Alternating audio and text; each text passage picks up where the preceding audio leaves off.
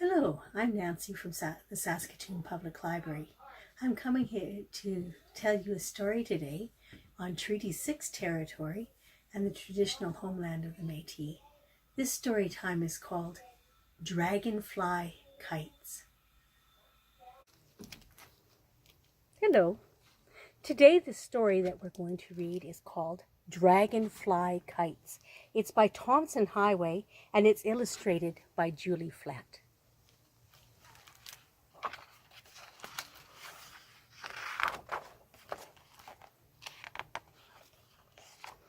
Joe and Cody lived in the far north.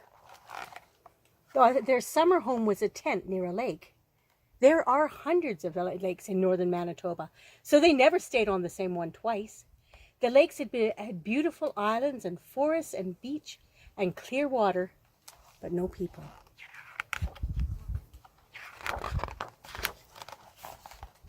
There were just Joe and Cody, their papa and their mama, and Cody's little dog, Utsi, who was almost a person. While their parents caught fish, the boys would think up games with made-up toys. They would take a long, thin stick and name it John. They would name another stick Mary. They would name a stone Bobby. Another stone would be called Nancy. I kind of like that name.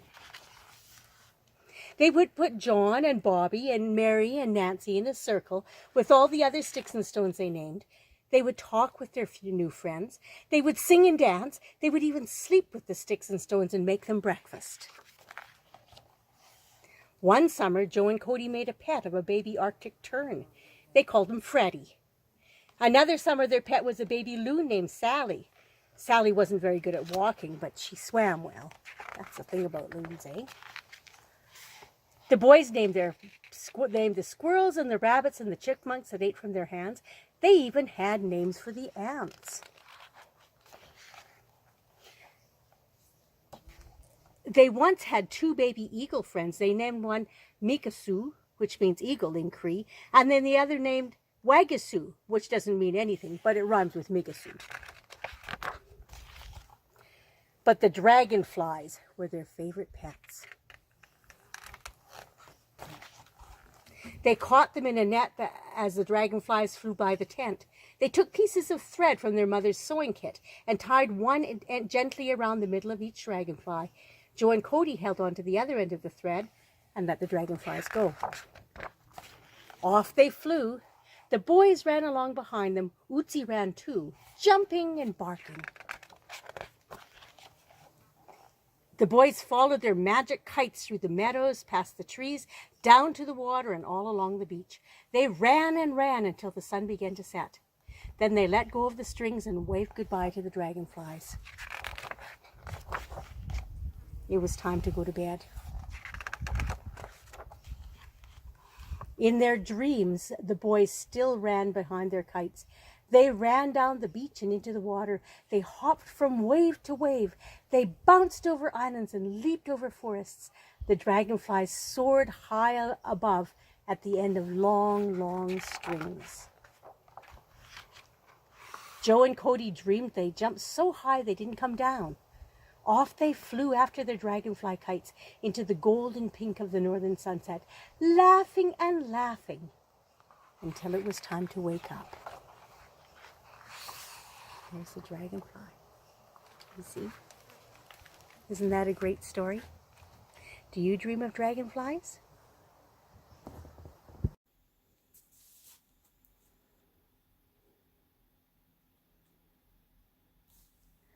So today we're going to make some acorn dolls. And so I've brought some acorns. As you can see, some of them are wider and some are longer. There's various sizes of them, and that's because they come from different types of oak trees from various places across Canada. I kind of like to collect acorns when I can find them. Here's some little ones from another tree. Anyway, acorns are kind of neat, and one of the things that are really neat about them and why they seem so good for making little friends with is that they come with caps.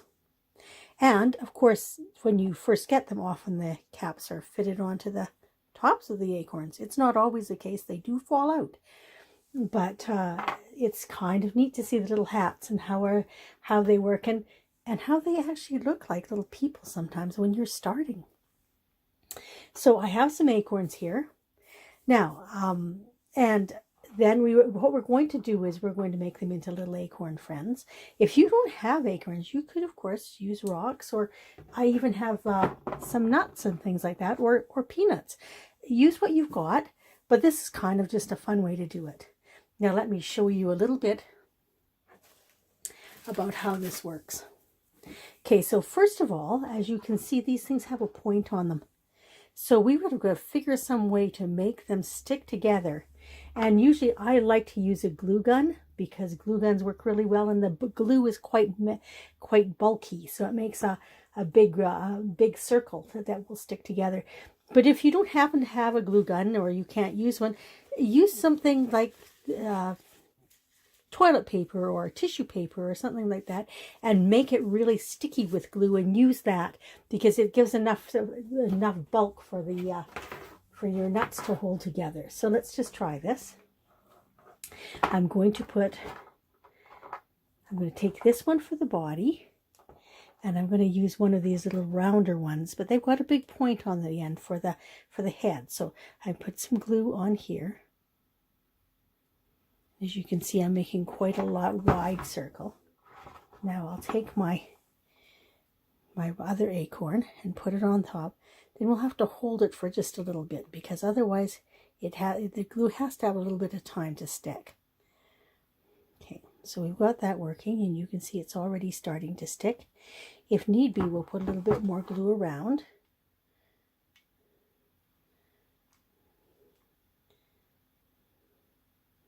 Stand it up into place there. Oh, look at that. Okay, so now we've got the body there and the head. Now we need to have a cap, of course. Does this one work? Yeah, it's a good size. So we'll put a little bit of glue into the cap.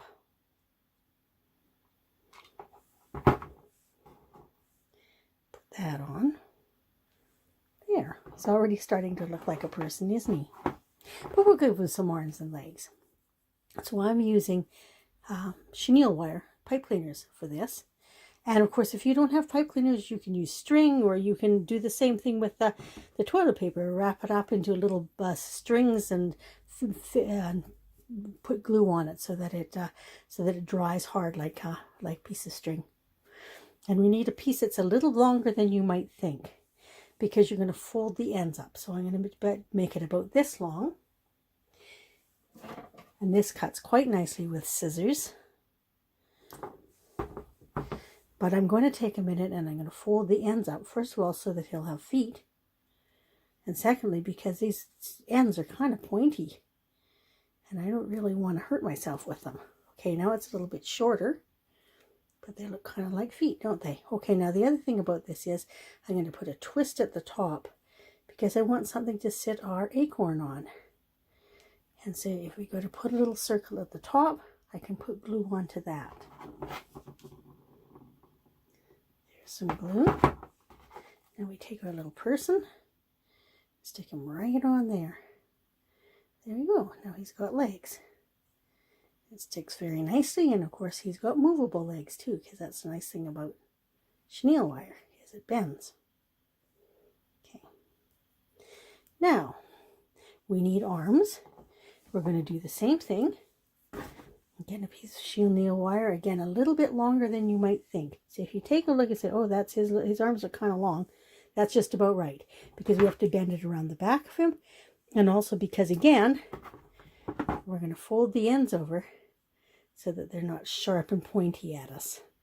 He's got it also gives him little hands. Okay, now this time I'm going to just bend it a little bit like that, so it'll fit around the back of the acorn when we glue it on. Let's take a look and see how it goes. Yeah, that's pretty good, eh? Okay, let's try that. Now I'm going to put some glue on that.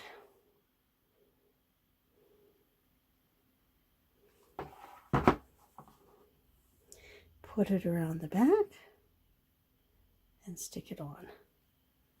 There we go. There's our little person. If his arms are too long, just bend them up a little bit further. got hands there. Yeah, there he is. Looks pretty good, doesn't he? Now, I like to put a face on mine. You don't have to, but of course, he looks pretty good anyway. But I'll just put a little face on, and I'm going to use a black marker. Easy to use.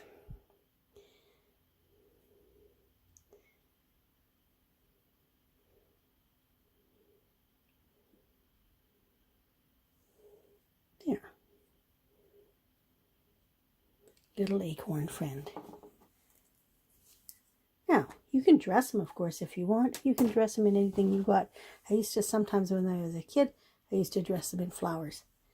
And you can, again, use cloth or felt.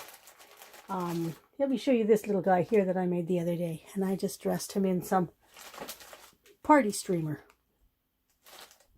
But you don't even have to do that if you don't want. If you're making him in the fall, you could dress him in leaves.